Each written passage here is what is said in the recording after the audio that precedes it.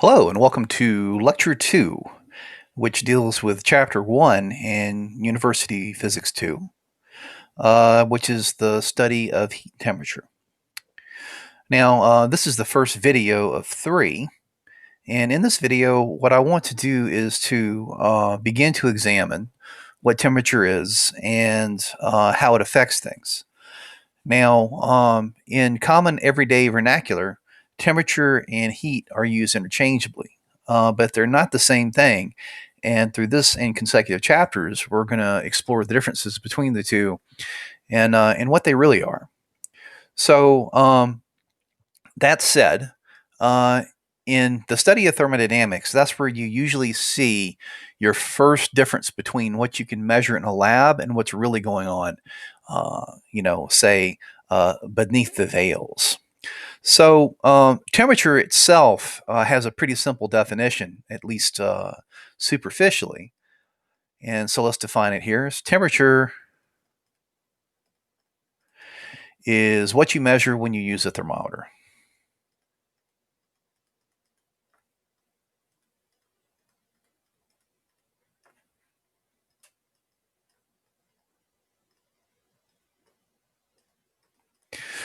Now, I know this sounds sort of silly, but if you think about other fundamental quantities that we've seen before, for example, length.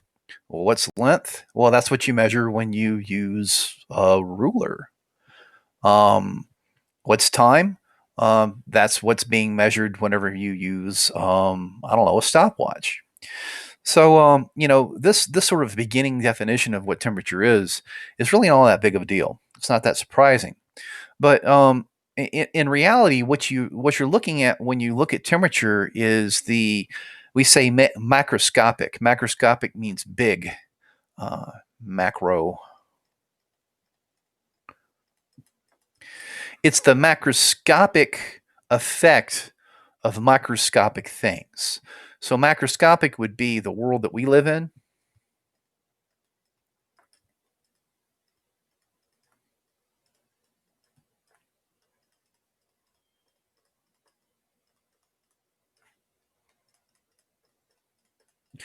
That is the world that we interact with directly. And then, on the other hand, in the study of thermodynamics, you also have what's called the microscopic world. So this would be what's happening, behind the scenes. This is where your atoms and molecules live. Atoms, molecules, etc. Now we don't directly interact with them; we indirectly interact with them through large numbers. So temperature itself is what we call a macroscopic variable. It's actually the big world manifestation of microscopic things. And in this case, this is what we're going to be discovering as we go through the course, is that what's happening behind the scenes is the motions of the atoms and molecules that make things up. That's what temperature is. It's actually related to sort of an average kinetic energy of the motions of the atoms and molecules that make up objects. And I'll explain that to you later on, and sort of provide a little bit of proof for that. But that said, what I would like to do is to give you a few other macroscopic things that we deal with when we do thermodynamics. So obviously you have temperature as one. So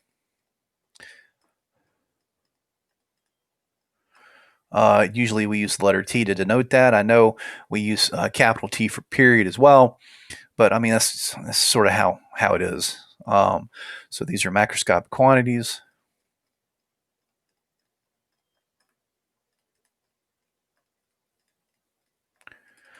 In thermodynamics, I'm just going to abbreviate this as thermo. Another one that you see is something called pressure. Now, it turns out, and we're going to see this later on, that pressure is a consequence of the collisions of the atoms and molecules, we'll say, that make up a gas against the walls of a container. But it manifests as a force over an area, and we abbreviate that using lowercase p. You also have volume. Volume we know is the total amount of space that the atoms, molecules that something is made of occupies. We use the capital V to denote that. And then you have, depending upon what kind of thermodynamics you're doing, potentially mass, the number of moles.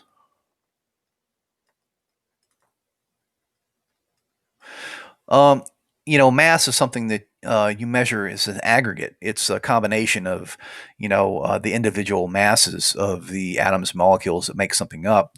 Just like number of moles is sort of related to that as well. And both of these things are related through something like Avogadro's number.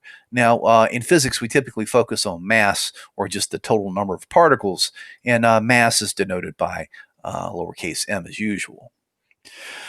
So this is what temperature is. Like I said, in reality, and I'll be proving this later on. Temperature is related to the kinetic energy of the atoms and molecules that make things up, and then you have heat. Now, heat is just energy. Okay, and not only is it contained in the motions of the atoms and molecules that make things up, it might exist in other places as well. And we'll be discussing more about where those places can be when we talk about the first law of thermodynamics. Now, that said, as you can see here, temperature is a form of heat because it is energy. It's related, or at least it's related to energy. But heat is not necessarily always going to be reflected in temperature. Now, a good simple example of this that you could perform at home if you have a pretty good thermometer is to try boiling water. So if you take and you put a pot of water on the stove and you put your thermometer in it, we'll say your thermometer reads Fahrenheit. As the temperature of the pot of water goes up, as you dump heat into it, so you're dumping heat into your pot, heat, and goes into your pot here. Now, what you'll notice is the temperature goes up. Now, once this starts to boil, if you look at your thermometer, you'll notice that your thermometer levels out at about 212 degrees Fahrenheit, depending upon what your altitude is. Now, you're still dumping heat in, but the temperature isn't changing. Now, where the heat is going in this particular case is to cause what's called a phase transition, in which the water inside here is transmuted into steam. So in this particular case, we have an example of where you're adding heat into something and you're not necessarily seeing a reflection in a change of temperature. So as you can see, heat and temperature aren't the same thing, even though they're related. They're both examples of or related to energy, okay, but they're not identical. Now, that said, we do sort of have a somewhat intuitive understanding of how heat and temperature works. Case in point, let's pretend that you have a glass, and we'll say you fill it up with water. So you got your water in your glass, and I'll use blue for water. So here's your water right there. Okay. And what we're going to do is we're going to dump in a few ice cubes. Now, assuming your water wasn't frozen to begin with, the temperature of your water, the temperature of the water, is going to be greater than the temperature of the ice. Okay. Now, what happens though is as the ice cubes go in and they sort of mingle with the water and you give them a little bit of time, what you'll notice is that the temperature of the water goes up, the temperature of the ice goes down, and eventually they hit this sort of balance where they have the same temperature. Your ice starts to melt consistently, and that temperature ends up being around 32 degrees Fahrenheit or 0 degrees Celsius. And we'll be talking about temperature scales here in a moment. So what happens is you have this exchange, we say, of heat energy so that they achieve a balance and equilibrium. Now, this is called thermal equilibrium.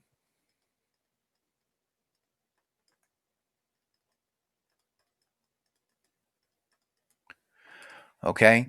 So as another example of equilibria, we've seen other types of equilibria before in University Physics 1.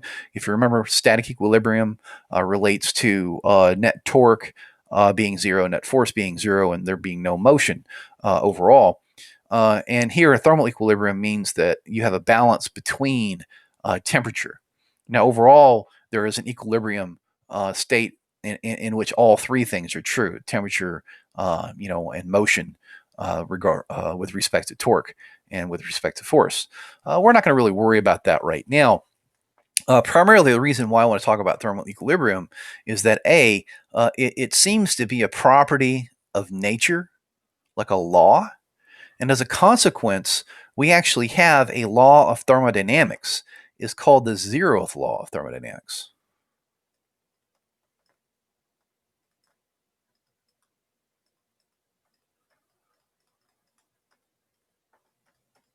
That serves us to it gives us a rule with respect to things that are in thermal equilibrium. Now, let's see if we can figure this out. This is a super simple law. So I want you to think of three objects. Okay, I'm going to draw them here. They're little cubes. I'm going to call this object A. I'm going to call this object B and this object C. Now, what if I told you that object A and B are in thermal equilibrium?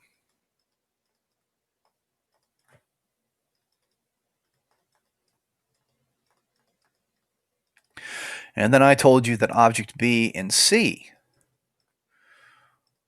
are also in thermal equilibrium.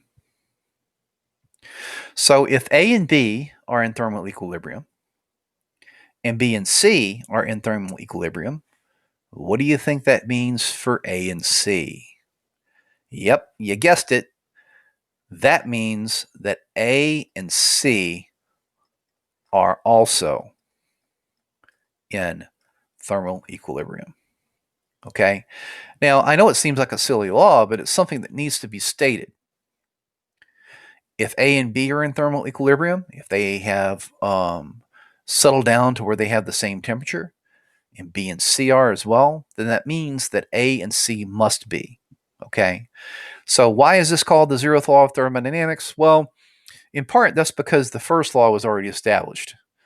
So since this one sort of gives rise, I won't say gives rise, that's not really the correct way of saying it. Since it is more fundamental and more important to understand initially, then we had to go back and create a zeroth. So the zeroth law of thermodynamics really is the first law, and the first law of thermodynamics really is the second law, and it's going to get confusing. I'm sorry. But thankfully, there's not a whole lot of laws of thermodynamics, and this is just the first one, the zeroth law. So, that said, let's talk about temperature scales.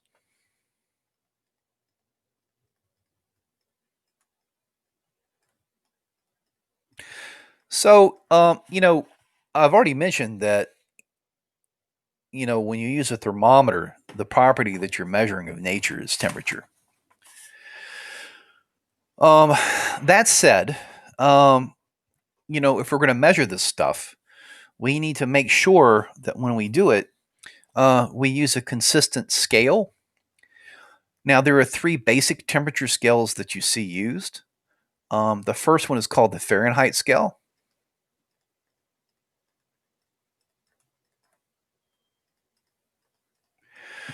The second one is called the Celsius scale.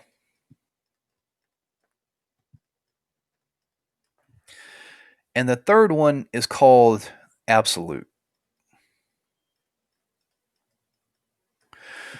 Now, the first one that was developed was the Fahrenheit scale. And the guy who developed it, Fahrenheit, is alleged to have placed the zero on the thermometer that he created as being the coldest temperature basically in where he was from, which was Danzig, Germany.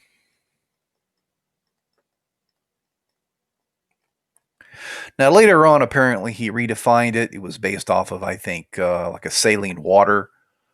But in the Fahrenheit scale, 32 degrees Fahrenheit is the freezing point of water.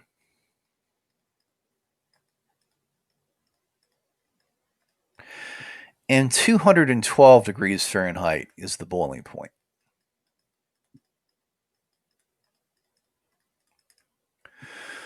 Now, the Celsius scale actually uses water as a reference. Now, presuming that you can get a hold of a pure sample of water that has been degassed, because there's an awful lot of gas in water, it turns out. We'll be talking about that later on. And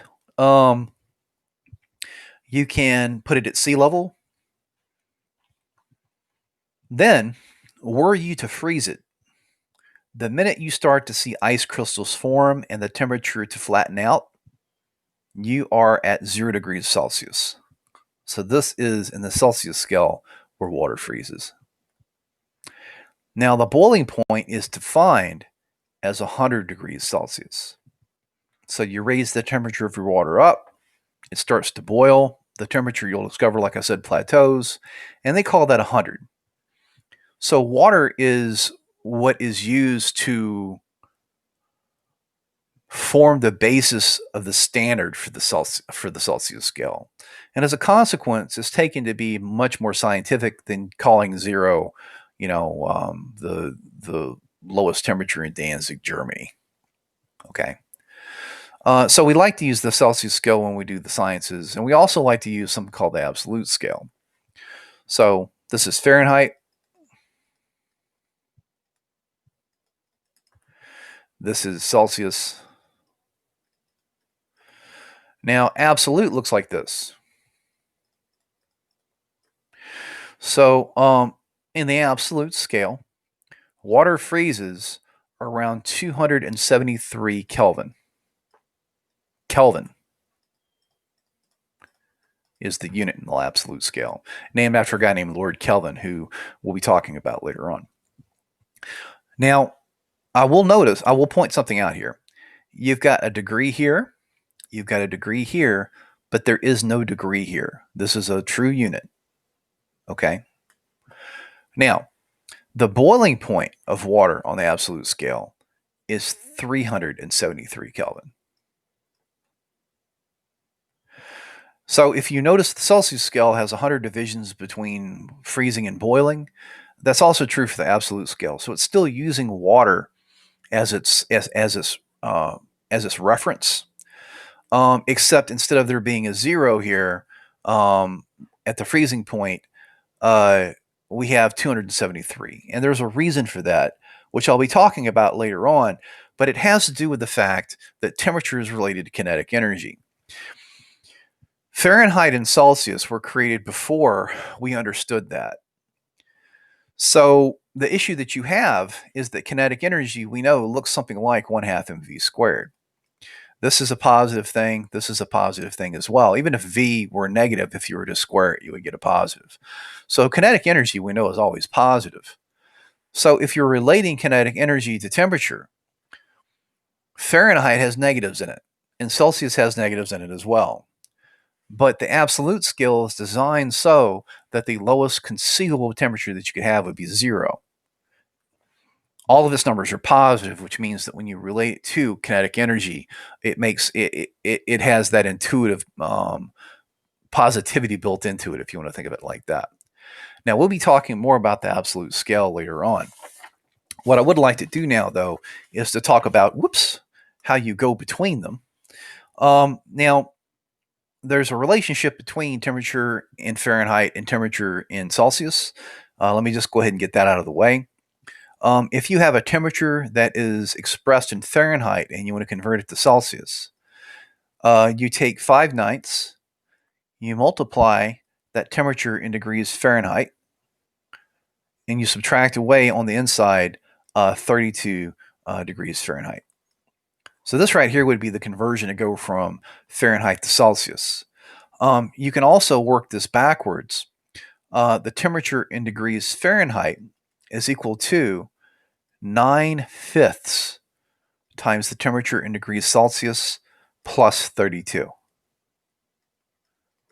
Okay. In general, they usually do this by changes. Whoops.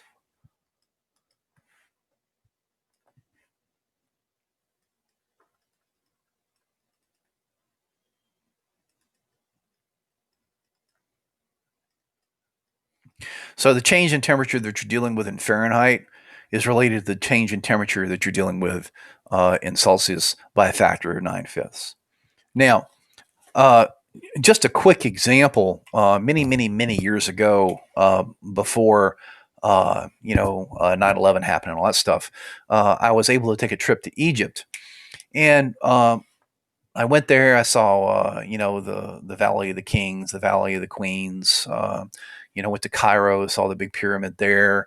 Went to Luxor and saw the temple. It was a very, very interesting and very educational trip, and it was incredibly hot. So one day, I got off the tour bus and I was talking to one of the guides, and I said, how hot is it today? What's the temperature? And he said, oh, it's 52.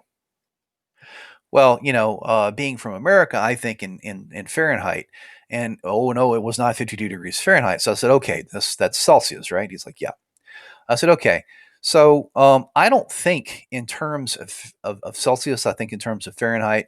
So I memorized that, and when I got back to my room later on, I converted it using this right here to figure out what the temperature was. So here, if I wanted the temperature in degrees Fahrenheit, I would take 9/5 and multiply it by the temperature in degrees Celsius, and then add 32 degrees Fahrenheit. Okay. Now, if you do that, let me get my calculator here. 9/5 times 52 plus 32, you get a brisk 125.6 degrees Fahrenheit, which is hot. It was really hot. Now, you don't really notice the heat. I'm not sure where you are if you're watching this particular video. I'm in Florida right now, and the heat is incredibly humid. There's a lot of humidity in the atmosphere. We're going to be talking about what that does to your physiology later on. But in the desert, it's very dry. And what that does is to allow your body's process of dumping heat to work correctly. Here in Florida, it doesn't work very well. So, just a simple example showing you how to go between Celsius and Fahrenheit. Now, to go between Celsius and absolute is very easy. Basically, what you do is if you have a temperature that you want expressed in Celsius, what you do is you take your temperature in absolute, and then you add 273 to it. That's all you do. Okay. So, for example, water boils at 100 degrees Celsius. If you add 273 to that, that's 373 Kelvin. Okay, as I pointed out over here. So, like I said, the temperature scales that we see here, are the way they are for reasons. Fahrenheit's scale was not a rigorous scale based off of things that were scientific per se. So as a consequence, we don't like to use this in the sciences. This is really not what we want to do. But because of the fact that at least 550 million people or so, that is people here in the United States, use the Fahrenheit scale, there is a need to go between Fahrenheit and Celsius. The Celsius scale is more rigorous, but in physics, like I said, we prefer to use the absolute scale when we're dealing, with what temperature really is. Now, so I don't want to get into the microscopic what temperature is argument yet. I want to save that for another chapter. But I am going to appeal a little bit to the fact that temperature is related to the motions of the atoms and molecules that make things up. Because what I want to do is to talk about what happens when you heat a solid up initially.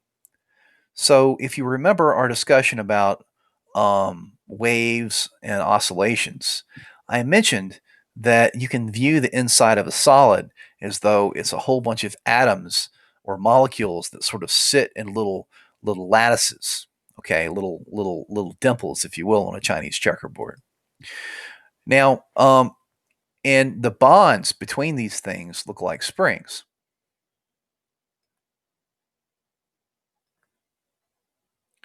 like this. So I want you to imagine an object that is one-dimensional and that is this long right here. So it's just along one line. So the length from here to here, I'm going to call L naught. And this thing sits at a temperature of T naught.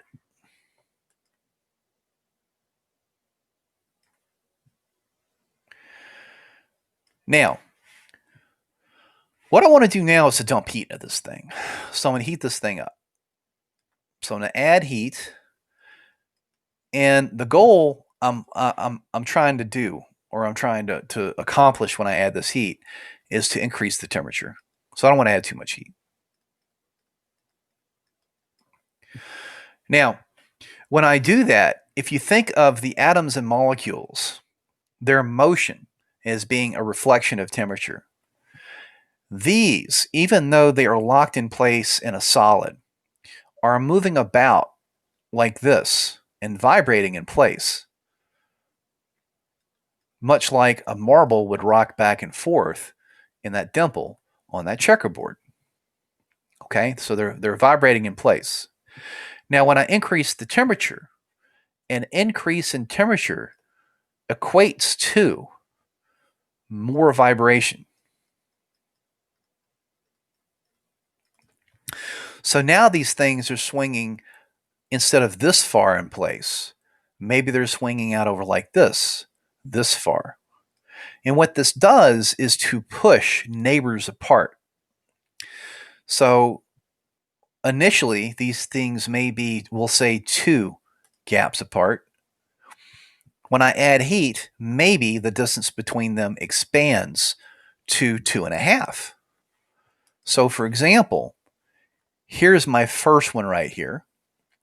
And then 2.5 would be where my second one is. And then 2.5 from there would be where my third one is. And then 2.5 from there would be where my fourth one is. And then 2.5 from there would be where my fifth one is. 2.5 from there would be my sixth one. And then 2.5 from there would be my seventh one. So what's happened is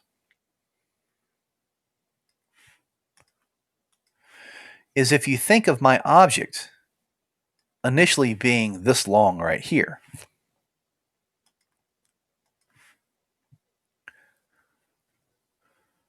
because these things are vibrating further in place, what's happened now is that it's expanded. So my original length may have been L naught. If I called this 0, this would be L naught. But now I'm in a new position, L. And there is a change in length here, thus a consequence of the change in temperature. So my old temperature may have been T naught. My new temperature now is T. My old length was L naught. But because these things are vibrating in place and allowed to expand, now it's at L. So if you were to look at that change in length, okay, and you were to think about the fact that each one of these little atoms or molecules or whatever they are, they all have the same new temperature, then the more of these that you have in line, the greater the change in length you'd have. Because, as we see here, all of the gaps here added up to cause this new change. The more atoms you have, the bigger the change. So there is a relationship between the change in length that you see, and this is a proportionality, and the original length of the atom that you start, or the line that you started off with. There's also a relationship between the change in length and, if you do experiments, the change in temperature. Now, this relationship between change in length and change in temperature um, is pretty well linear as long as the temperature doesn't get too low. As you start to get much lower, like uh, uh, heck, minus 100 degrees Celsius or something like that, the change in temperature and the relationship between that and length starts to go nonlinear, and that has to do with things entering different states, crystallizations, and stuff like that. So, but we're not going to really talk much about that. So, what you have here is a relationship, a proportionality between how that length changes, the original length that you started off with, and the change in temperature in reference to that original temperature. Okay. Now, typically, what we do is we write this as an equals and we put a constant proportionality. This is an alpha, it's not a proportionality sign. Uh, L naught delta T. And this alpha thing right here is called the coefficient of thermal expansion.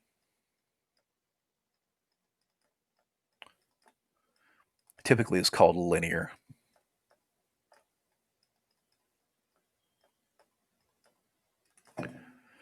Okay. Now, so what I'm going to do is I'm going to expand out the delta L here. Delta L is your new length minus your old length. On the right-hand side, you have alpha, L naught, delta T. If I move this over here to the right-hand side and clean things up a little bit, I have L naught times 1 plus alpha delta T. Okay, and so this gives us our new length based off of, the old length, and the way that particular material expands and the change in temperature that it experiences. Now, alpha itself is typically very small. It usually is on the order of 10 to the minus 6 to 10 to the minus fifth. If you look at the units, it's 1 over degrees Celsius. Okay, or 1 over Kelvin. It works the same way since they're both related to the same scale. Now, so this is for lengths, but what I'd like to do is to take this and to expand this to not just a length, but to an area and to a volume as well. At least in solids, if you think about an area is just a length times a width. So I want you to think of a situation in which you have an initial length and initial width. And then what you're going to do is you're going to heat this thing up, give it a new temperature, and cause it to expand. Maybe it expands out like this.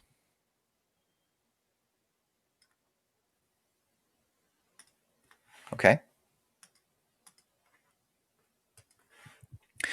So you would have a new length and a new width. Okay. So this is our original area. Our original area is just length times width. Our new area here is length times width. Okay. So, but the thing is we know the relationship, at least along one dimension, of old lengths to new lengths. It looks like this. Okay.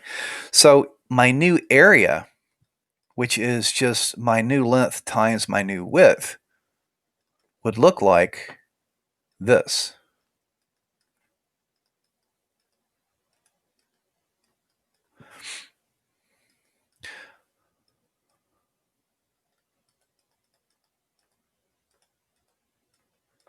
Right? So what I'm going to do is to take and sort of pull the L naught and the W naught together. There's a 1 plus alpha delta T, which is squared there. And, as I pointed out here, this is my original area. So as long as this thing is a uniform piece of material, it should expand uniformly along the length and the width. Okay? So my new area is equal to my old area, excuse me, times 1 plus alpha delta T. Now, many times this is approximated, and the way it's approximated is the following. If I take and I expand out using FOIL, this right here, I get 1 plus 2 alpha delta T plus alpha squared delta T squared. Okay. Now remember, alpha itself is our coefficient of linear expansion, and it goes like 10 to the minus 6 to 10 to the minus fifth. Our changes in temperature are frequently on the order of no more than a factor of 2 orders of magnitude to 3 orders of magnitude if you're extreme. Okay, and that's because usually within these ranges of temperature, you might experience some sort of phase change, which means that you can't use this anymore. So if you want to keep this thing in a solid state and use this, you're very restrictive about the differences in temperature that you have. So let's go sort of extreme here. Let's pretend that our change in temperature is a factor of 1,000, and our material is very expandy, and it's 10 to the minus fifth would be where it sits.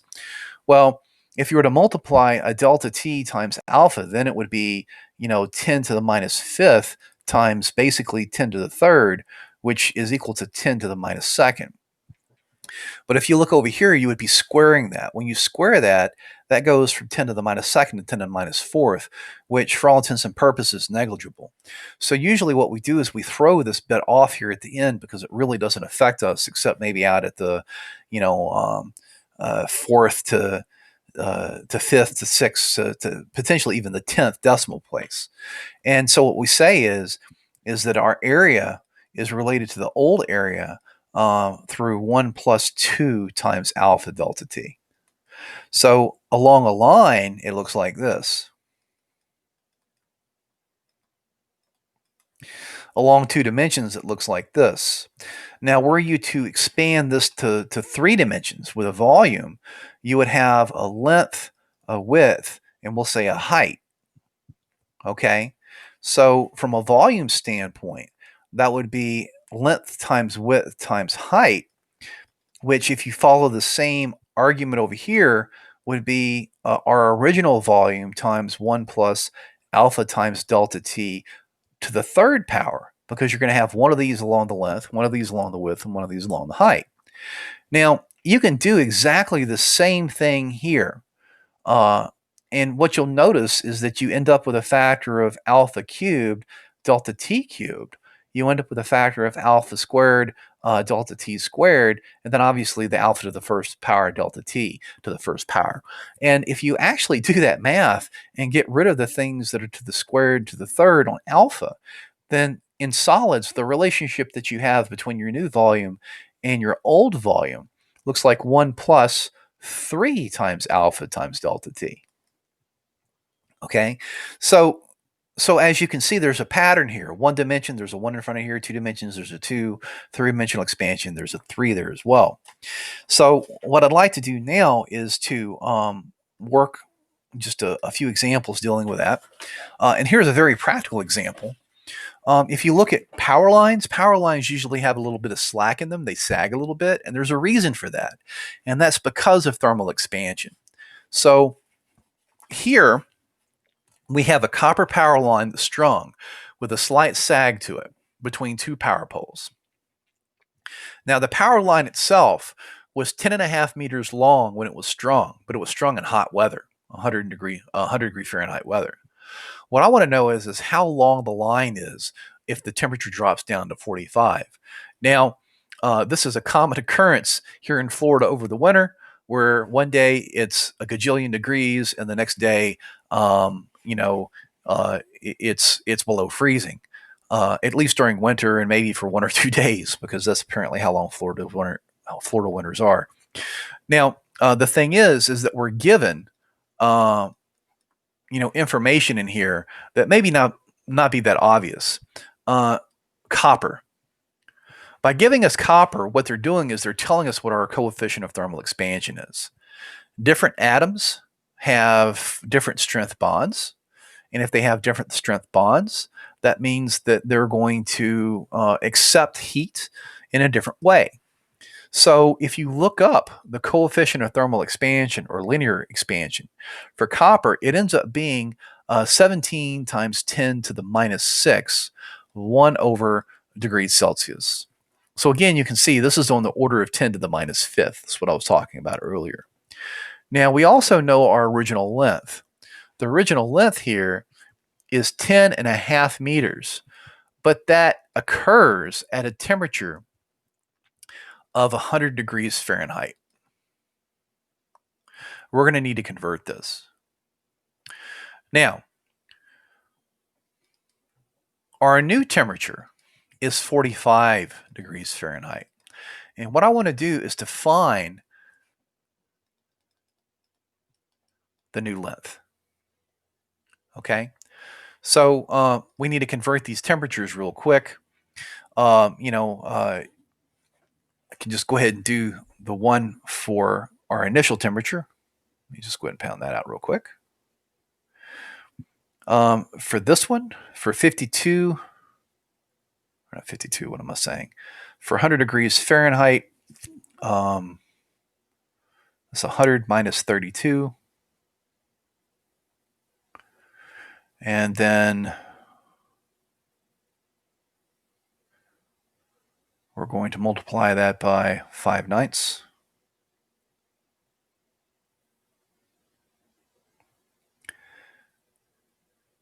No, that ain't right. What did I do wrong?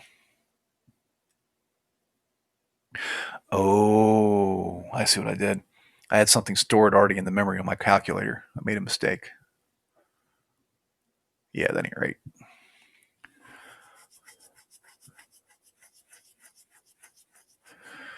All right. Excuse me. So let's see here. 5/9 times 100 degrees Fahrenheit minus 32. That's 37.78.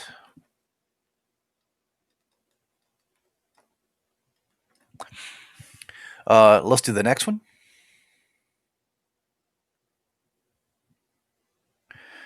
45. That's 7.22. Okay, so our new length is equal to our old length times 1 plus alpha times the change in temperature. That is 10.50 meters. 1 plus alpha is 17 times 10 to the minus 6, 1 degrees Celsius. And then our change in temperature is going to be 7.22 degrees Celsius. That's our final one, minus initial one, which is 37.78 degrees Celsius. So let's see here. That's 10.5 times 1 plus 17 times 10 to the minus 6 times 7.22 minus 37.78.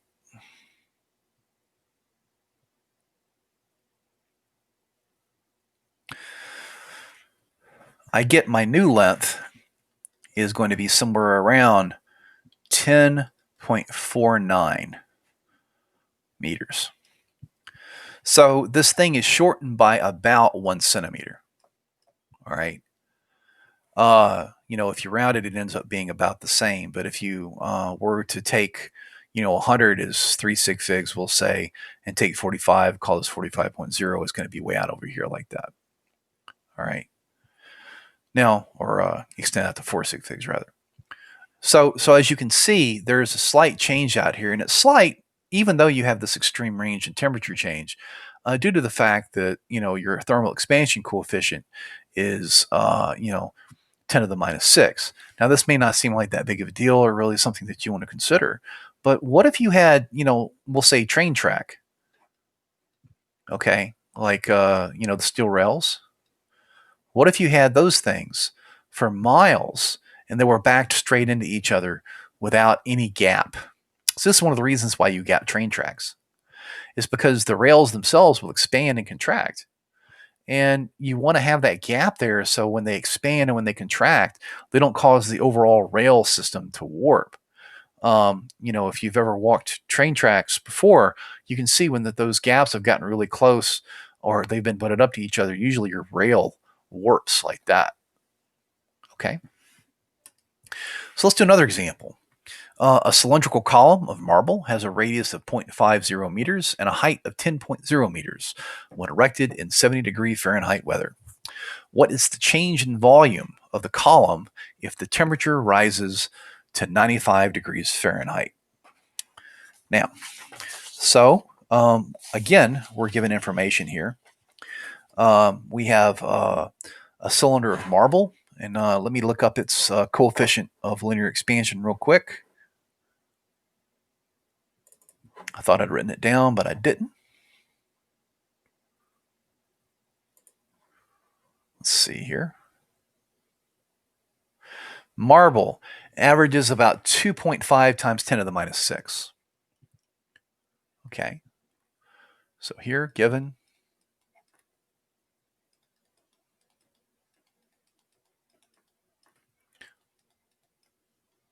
we have a radius, we have a height. I'm going to call that R naught and call this H naught.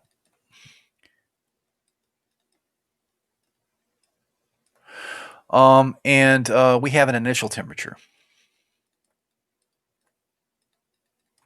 I'm going to treat this as 70.0, and this is going to be 95.0 just to make our life easy. Our final temperature is going to be 95 degrees Fahrenheit.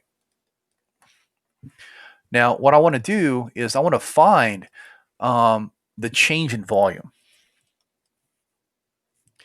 Now, if you go back and you look at our equations over here, this right here relates our final volume to our initial volume. If you were to actually do the math here and solve for delta V, what you end up with, and let me just go ahead and do that so you can see it.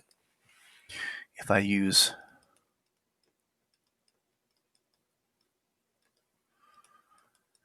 this, if I move this right here over to the left-hand side,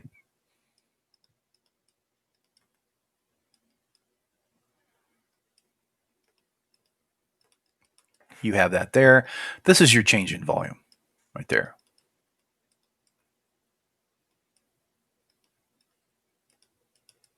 Okay, so this is what we want to find. Now, what's our initial volume?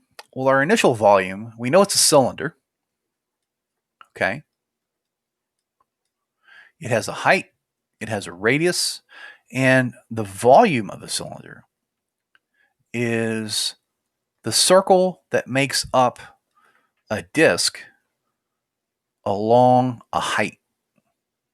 So here, my initial volume right here is going to look like that.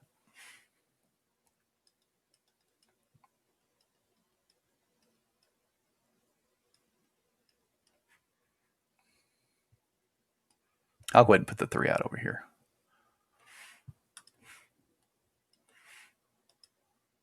Let's call it Mutabug a little bit anyway. Like that. Okay, so let me go ahead and convert these temperatures real quick. Let me see.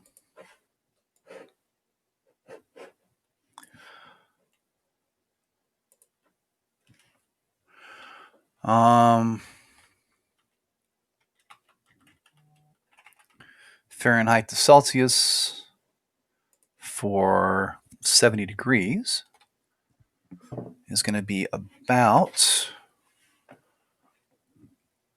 21.11 degrees Celsius. And if I do it for 95, do the math here, 35 degrees. Okay, so 3 times pi times R naught.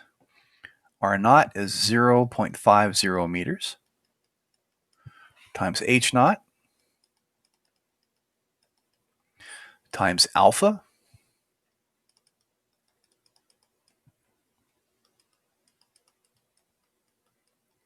times the change in temperature. we end up at 95. And we start off at 21, or at least at 70. So let's see what you get when you do this.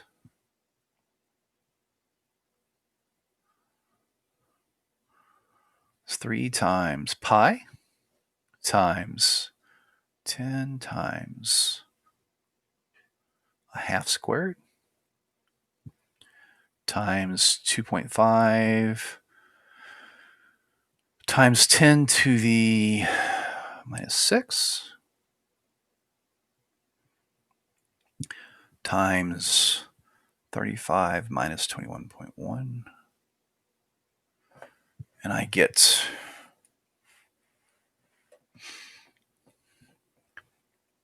8.2 times 10 to the minus 4th cubic meters. So it's not much of a change in volume. Okay, so as you can see, for 1, 2, or 3-dimensional solids, it's basically just, more applications of this. So not too bad. Now, what I'd like to do now briefly is to talk about what happens when you're not dealing with something that's a solid. So liquids and gases, let me just put that here.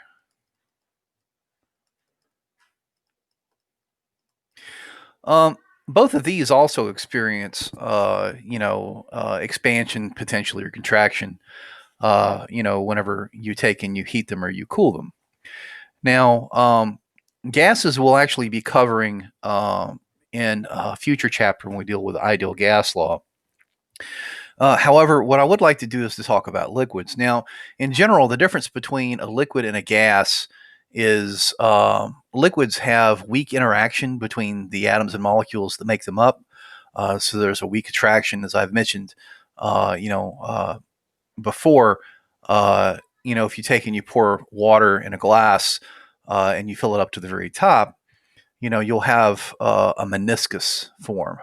Okay, and that's a consequence of the cohesion that's still present due to the interaction between the water molecules.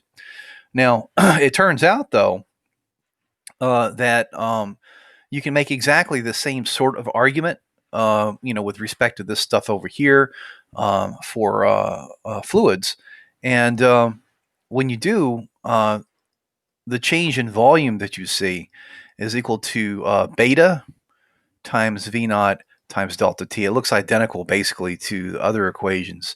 The difference being is that instead of this being, the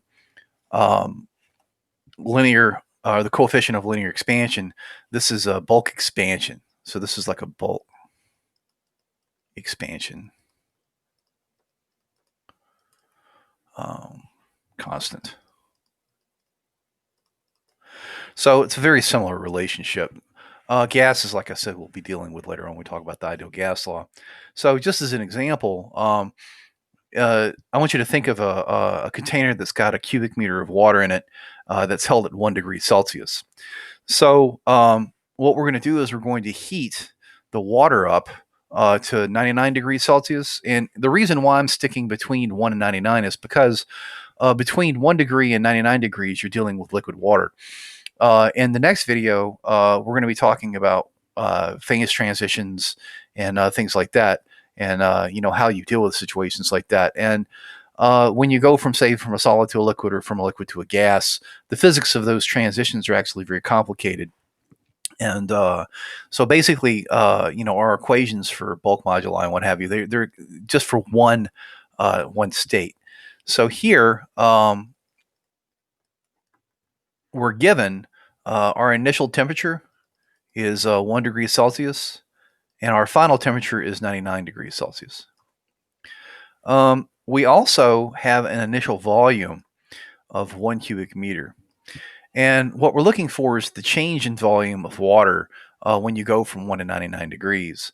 So we're trying to find basically delta V. So the previous equation was delta V is equal to beta times V naught times delta T. And we know we're dealing with liquid water in this particular case.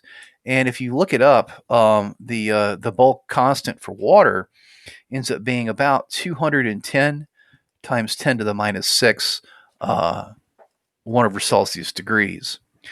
So here it would be 210 times 10 to the minus 6 1 over degrees Celsius. Our initial volume was 1 cubic meter. And our change in temperature is going to be, our final is 99 degrees, and our initial is 1 degree.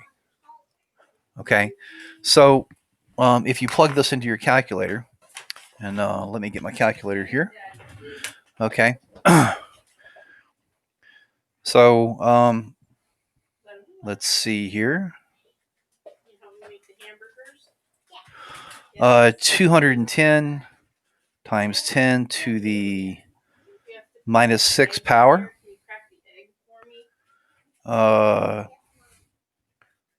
Times 1 times 99 minus 1. And you end up with a change in volume of about, let's see, 0.02058 cubic meters. Okay, so 2 to 6 figs is 1. So 2 times 10 to the minus second cubic meters. So this is actually quite a bit. Okay, so that's a pretty substantial change in volume. All right, so in our next video, we're going to talk about more about the property of heat and its relationship to temperature, and we're going to look at things like phase transitions and that sort of stuff. And I will see you then.